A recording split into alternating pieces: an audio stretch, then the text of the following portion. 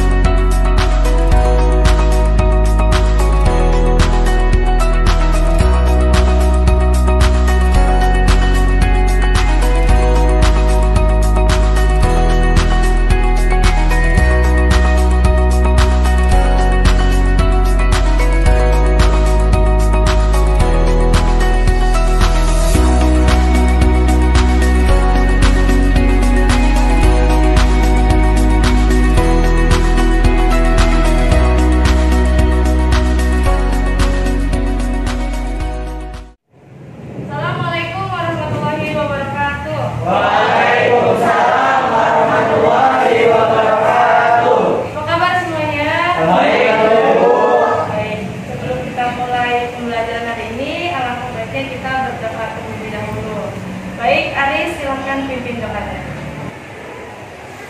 Sebelum kita memulai pelajaran, alangkah baiknya kita membaca doa terlebih dahulu menurut agama dan kepercayaan kita masing-masing.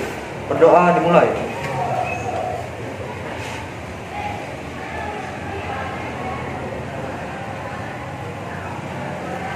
Berdoa selesai. Sebelum kita belajar, Ibu absen dulu ya. Asma Ismail,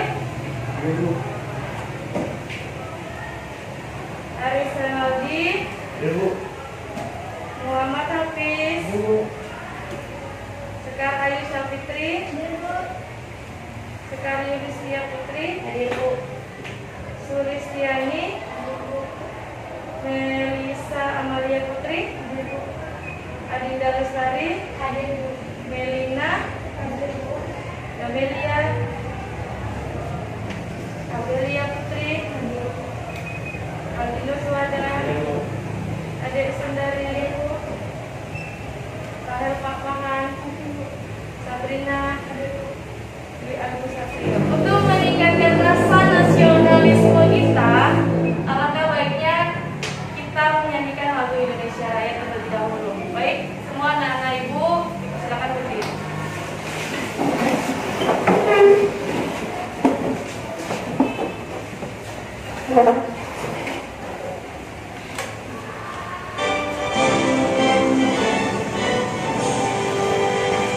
Indonesia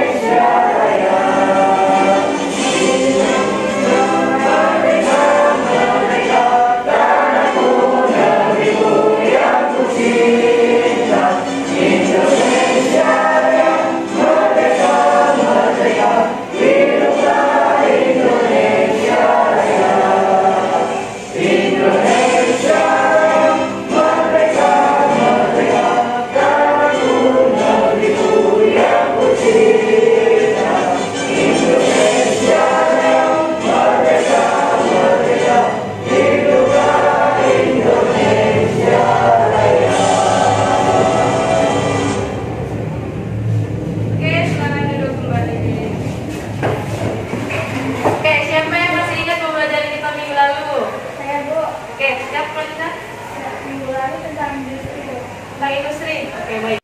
Nah, tadi malam Ibu sudah membagikan materi ajar atau bahan ajar ke WhatsApp group. Jadi kalian masing-masing sudah membaca materi yang telah Ibu berikan. Nah, untuk mereview kalian sudah baca atau belum? Ibu mau nanya nih. Apa sih pengertian energi baru dan terbarukan?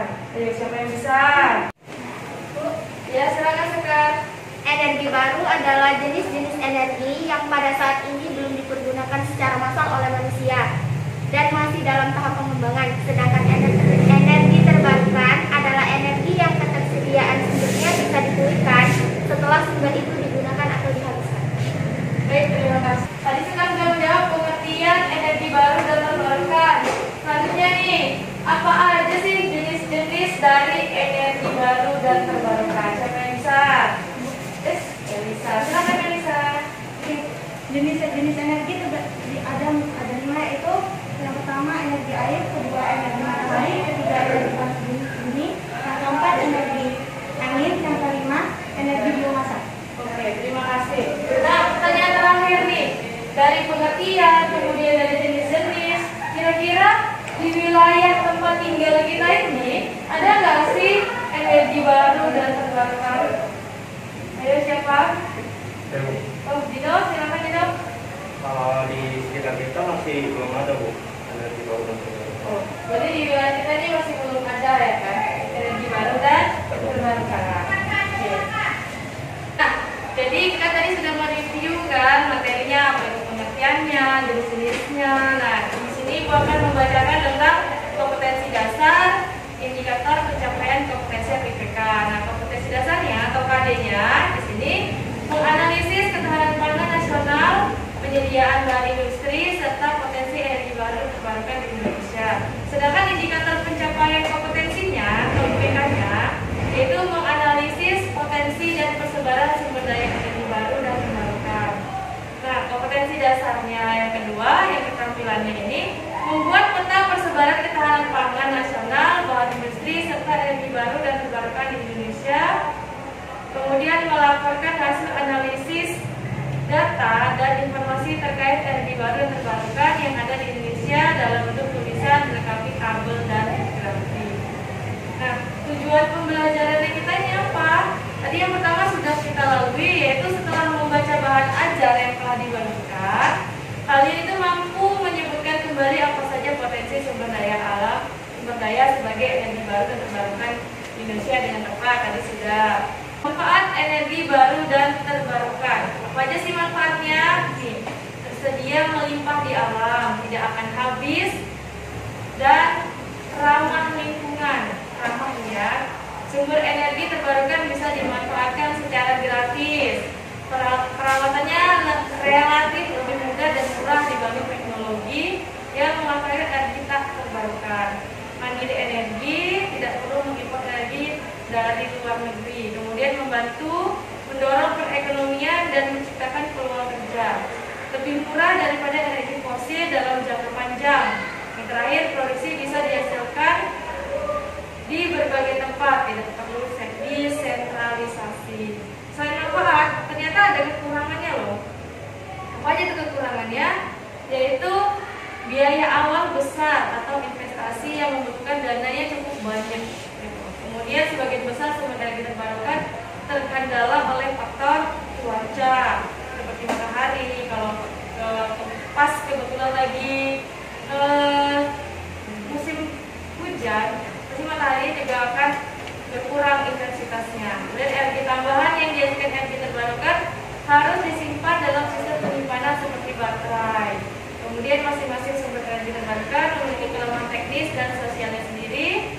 Beberapa teknologi pemanfaat energi terbarukan masih bersifat eksperimental seperti energi gelombang laut, energi penelusur laut, dan energi panas. Nah, nih, Ibu mau kasih motivasi nih buat kalian, buat anak-anak Ibu. Ini, pendidikan bukan hanya pergi ke sekolah. Pendidikan itu bukan hanya pergi ke sekolah mencari gelar, tapi juga soal memperluas pengetahuan dan menyerap ilmu kehidupan. Nah, kata-kata ini Ibu ambil dari Sakuntala Devi. Sakuntala Devi adalah seorang penulis asal India. Indonesia, dia disebut sebagai ibu komputer. Ibu yang mempunyai otak seperti komputer. Gitu. Jadi dari kata-kata ini kalian bisa mengambil hikmah atau mengambil motivasi bahwasanya ke sekolah itu bukan hanya cari gelar loh, tapi juga kalian bisa mencari ilmu tentang kehidupan. Gitu ya. Oke, selanjutnya Ibu akan menampilkan video.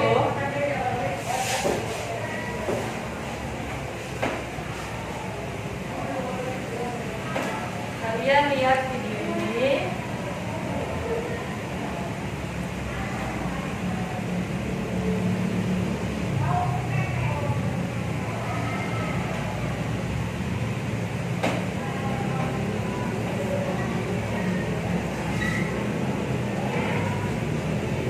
Kalian perhatikan ya.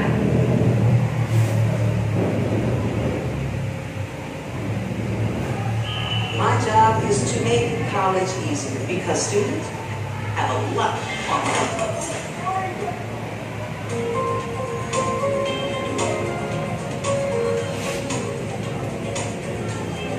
Kelihatan? Perhatikan. Pemanfaatan cahaya matahari sebagai pembangkit listrik rumahan belakangan mulai marak. Selain ramah lingkungan, nilai ekonomisnya terbilang lumayan. Meskipun nilai investasi awal cukup mahal, namun jika dibandingkan dengan biaya yang harus dikeluarkan tiap bulan dengan listrik PLN akan lebih murah. Di samping itu, perusahaan listrik negara atau PLN mendapat amanat untuk mewujudkan nol emisi karbon hingga 2040. Sesuai persetujuan Paris 2015 tentang perubahan iklim, negara-negara di dunia harus menurunkan emisi karbon secara bertahap. PLN sebagai perusahaan negara di bidang ketenaga listrikan ikut menanggung persetujuan itu. Untuk tahap awal pada 2025, PLN ditargetkan merampungkan 23% bauran energi baru terbarukan. Pada acara talk show PLTS angkat untuk mendukung RUU RBT di CNN Indonesia, Kamis malam, anggota Dewan Energi Nasional 2009 Herman Darman Ibrahim mengatakan manfaatan tenaga surya masih kurang. Nah, itu termasuk yang rendah sebenarnya menggunakan surya ini, surya atap khususnya. Dan surya atap ini sebetulnya sudah harganya sudah lebih murah ya. Biar kalau dibangun di atap, dia lebih murah lagi karena nggak perlu penyewa lahan. Target bauran energi baru terbarukan juga sedang dibahas di parlemen untuk menjadi undang-undang. Namun rancangan undang-undang energi baru terbarukan atau RUU NBT menimbulkan polemik. Dalam salah satu pasal disebutkan, PLN wajib membeli kelebihan daya dari pembangkit listrik tenaga surya pihak lain. Sementara untuk keberlangsungan usaha PLN, maka PLN juga akan menyediakan listrik melalui pembangkit tenaga surya milik sendiri. Dalam hal ini, saya juga secara khusus dorong PLN untuk jangan sampai. Oke, nah dari video tersebut, Ibu punya pertanyaan. Nah, potensi apa saja, potensi energi baru dan terbarukan mana saja yang dapat dikembangkan di Indonesia?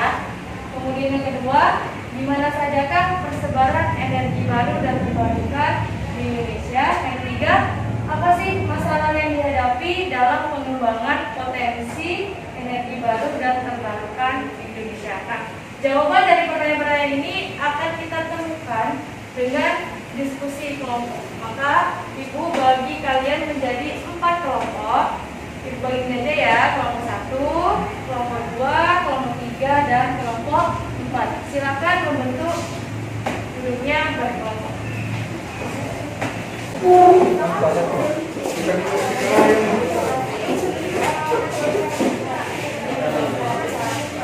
Oke, itu sudah Ibu bagi LKPD, lembar kerja peserta didik. Kalian kerjakan per kelompok, buat nama kelompoknya masing-masing. Kalian kelompok berapa, kemudian kelas berapa, hari dan tanggal. Diisi tabelnya, kemudian dijawab pertanyaannya. Oh iya, jangan lupa baca petunjuk pekerjaannya terlebih dahulu sebelum mengerjakan. Oke, waktu yang kalian butuhkan atau Ibu berikan kalian waktu 30 menit. Jadi kalian akan menghasilkan peta dan poster. Masing-masing setiap kelompok. Nanti pertanyaan Ibu kirimnya kalian tinggal mengerjakan.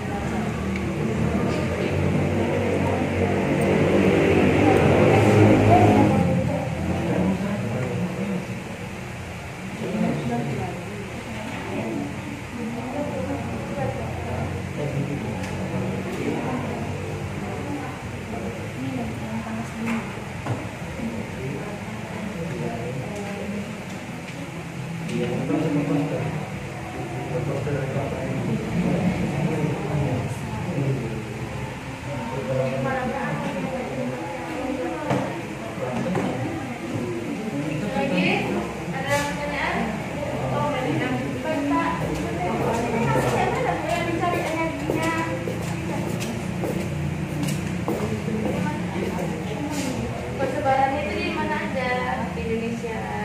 Tenaga surya itu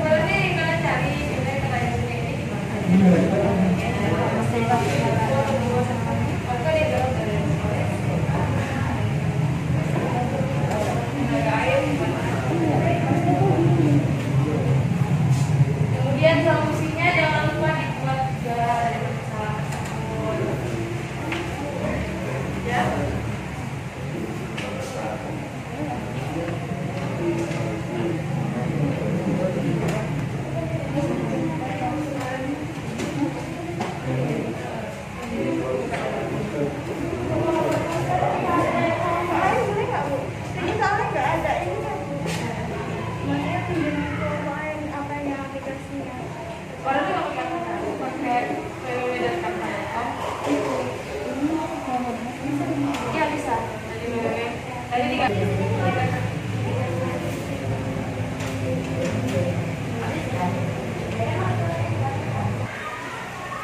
selanjutnya kelompok 2 silakan maju ke depan mempresentasikan hasil diskusinya. Kelompok 2 silakan. Oke, silakan persoalan depannya. Baik.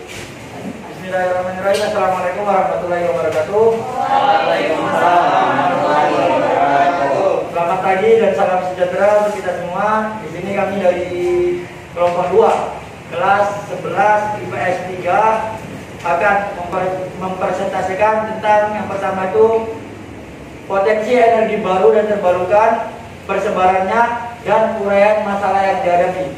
Baik, untuk mempersingkat waktu, baik langsung saja rekan-rekan saya akan membantu dalam memperjelaskan masalah-masalah tersebut. Oke, potensi energi baru dan terbarukan, tenaga surya, persebarannya Sumatera Utara, uraian masalah yang dihadapi, titik panas mencapai kerusakan panel surya. Kedua, tenaga air, Sumatera, Jawa, Kalimantan. Masalah dihadapi pendanaan karena PT, perusahaan listrik tenaga tidak cukup memiliki dana. Yang ketiga, tenaga panas bumi, persebarannya di Nusa Tenggara, Sulawesi, dan Maluku. Uraian masalahnya mahalnya biaya investasi tinggi karena biaya eksplorasi. Yang keempat, tenaga angin, persebarannya di Sukabumi, Garut, dan Lebak. Uraian masalah yang dihadapi, kendala pengembangan PLTA itu masalah keekonomian.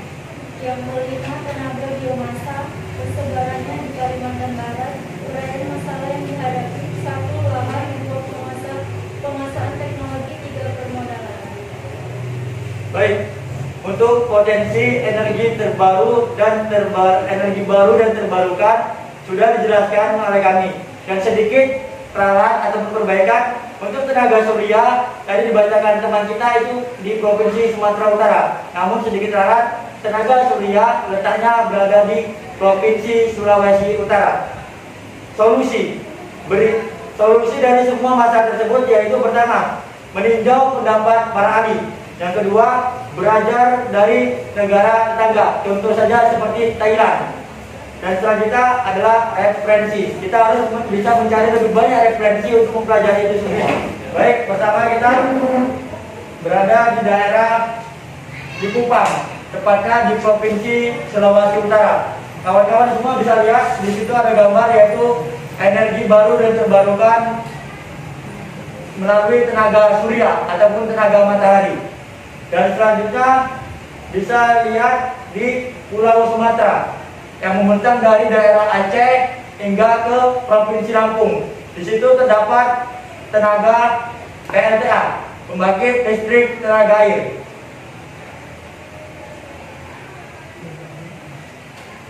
Pembangkit listrik tenaga air. Dan selanjutnya untuk di Provinsi Kalimantan Barat, teman-teman di situ bisa lihat ada namanya tenaga panas bumi yang menjadi tenaga baru dan terbarukan. Dan selanjutnya yang terakhir yaitu ada biomasa. Biomasa teman-teman bisa lihat, maaf tadi di sini panas bumi letaknya yaitu di Nusa Tenggara. Di Nusa Tenggara, baik itu Nusa Tenggara Timur maupun Nusa Tenggara Barat. Dan biomasa letaknya berada di daerah Kalimantan Barat. Mungkin untuk peta itu saja sudah jelas menurut tenaga-tenaga yang tenaga baru dan juga tenaga terbarukan. Oke, posternya mana kelompok 2? Itu di bawah. Di JPEG sebenarnya. Ya, yang lain yang mana? Boleh jelaskan posternya itu? Ini poster dari kami ya, ini untuk sebenarnya untuk mengingatkan kepada kita semua. Apa? Kita lihat sekarang banyak sekali manusia ini untuk memakai sumber daya ataupun energi secara berlebihan. Nah, jadi kami dari kelompok 2 membuat poster dengan kalimat ataupun dengan pesan yaitu mulailah Dari sekarang kita hemat listrik. Hal yang harus Anda ketahui adalah pikirkan anak dan cucu kita.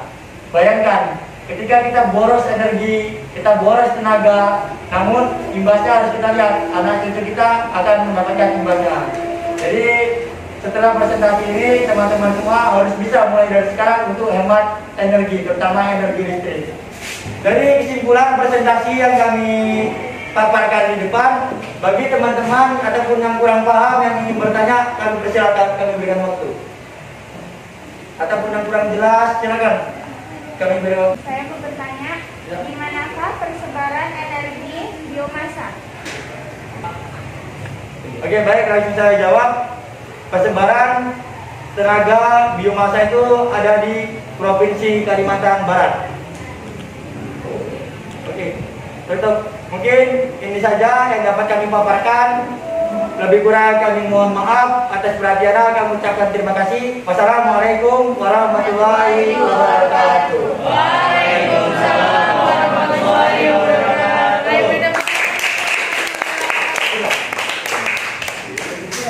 Iya, Pak. Oke, dari hasil diskusi kelompok 1, kelompok 2, kelompok 3, dan kelompok 4, siapa yang bisa membuat kesimpulan? Ayo anak-anak ibu, siapa yang bisa membuat kesimpulan? Saya Bu. Ya, silakan tulis. Kesimpulan dari pembelajaran potensi energi baru dan terbarukan adalah bahwasanya energi baru dan terbarukan tersebar di seluruh Indonesia, mulai dari biofuel, biomasa, panas bumi, air, dan angin. Himbauannya kepada seluruh masyarakat adalah kita harus mengingat anak cucu kita kelak ke depannya. Oke, terima kasih. Nah, karena diskusi kelompok sudah selesai, ibu harap kalian kembali duduk di tempat duduknya masing-masing.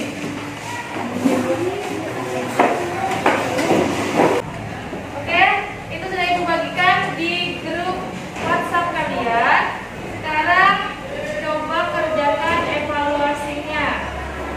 Jawab evaluasi masing-masing, kerjakan.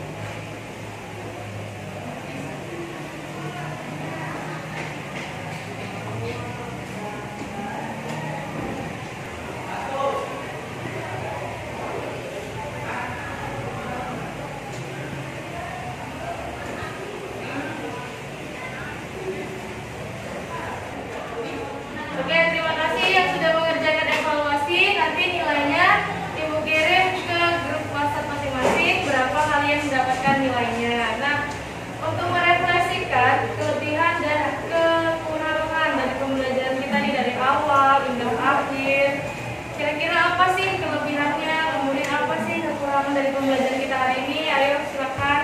Ayo Bu. Kelebihan dari pembelajaran ini kita dapat mengetahui jenis-jenis energi baru dan terbarukan, cara membuat peta, dan cara membuat poster. Selain kelebihan juga ada kekurangannya, yaitu waktu yang kurang, terhalang oleh sinyal yang lelet, dan terakhir kurangnya investasi dana. Terima kasih sekelas kepolisian.